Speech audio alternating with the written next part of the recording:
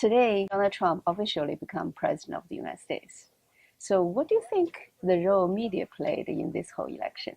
A true outsider candidate capture the minds and imagination of the American electorate. This was really about a movement of the working men and women that felt left behind in this country, the people who felt their voices weren't being heard, that they weren't represented by politics and business as usual in Washington, D.C.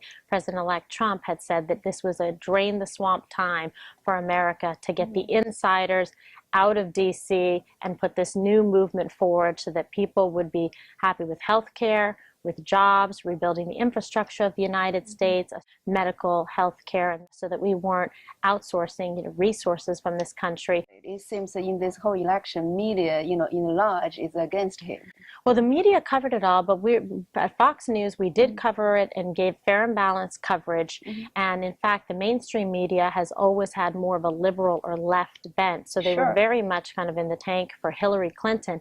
And despite them acting almost as a political arm and wing of Hillary Clinton's candidacy, it didn't work. She wasn't able to survive. She was not able to get the Electoral College votes necessary to win the White House despite all the insider money, despite the help from the media. Do you think the media lost some credibility of this election? Do you think people still trust the media as it before? Well, even the New York Times admitted that they weren't fair to President-elect Donald Trump, that they didn't cover him in the right way or accurately as they should have. It seems Donald Trump found a very better way than traditional media to reach to the audience, to his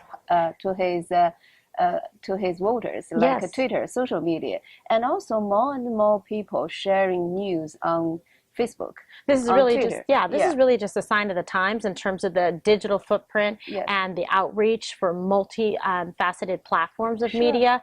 He was the first person running for president that was able to successfully use social media on his behalf with Twitter and Facebook and getting everything out there to relay the message. So he was successful at, in fact, going around the media and taking his message directly to the people. So they didn't just rely on the mainstream media, the big networks or the New York Times to give them their information. They went out to get it for themselves, unfiltered, to hear it firsthand from Mr. Trump. Yes, but also from Facebook, it was there is a start issue that a lot of fake news is running on the Facebook, and the most popular news are fake news. So as a leading journalist, in American's journal industry, are you worried that, the fake news is getting around without check? Well, I think it's something people need to be concerned about and check, but there's a lot of over-implication calling different news outlets or sites fake news. It seems to be sort of the, phrase du jour right now. And sure, we don't want like false sites out there, but people also have to know what are the legitimate news sources, who they go to, and who they can trust. Fox News is the most watched and the most trusted name in news. That's what all the polling and research shows. So we will beat on any given day. We will beat CNN and MSNBC combined in numbers. So that goes to tell you the outreach that we have. I think it's a very small number of sites that are fake news. And then again, there's no evidence that those in fact impacted people's opinion or persuaded them to vote in a different way. President Trump said, he'll be tough on China, on trade, on tariff, a lot of issues. But I know you love Chinese brand. You wear you wear Terry Wang. Terry Wang right here. Yes, absolutely. Yeah. So what do you think that? What do you think? As a journalist, what's your view on the future economic and political relations on the in the I think President Trump has said that he's going to try to put America first. That is his job as President of the United States, to try to increase manufacturing and jobs here.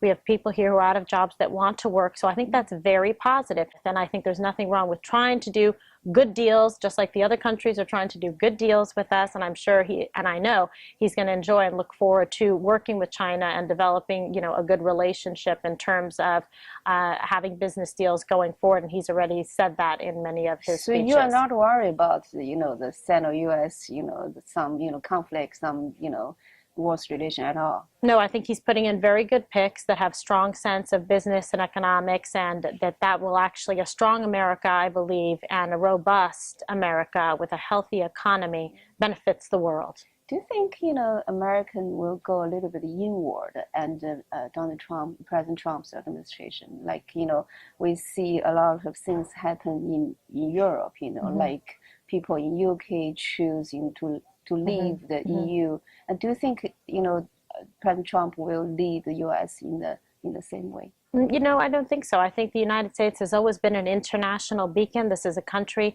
founded and based on hardworking immigrants that have come from all over the world. That's part of the beauty and the diversity of the United States. We enjoy great relationships with countries throughout the world. I think he's looking forward to, in fact, continuing and building on those relationships so that we mutually beneficial economic advantage.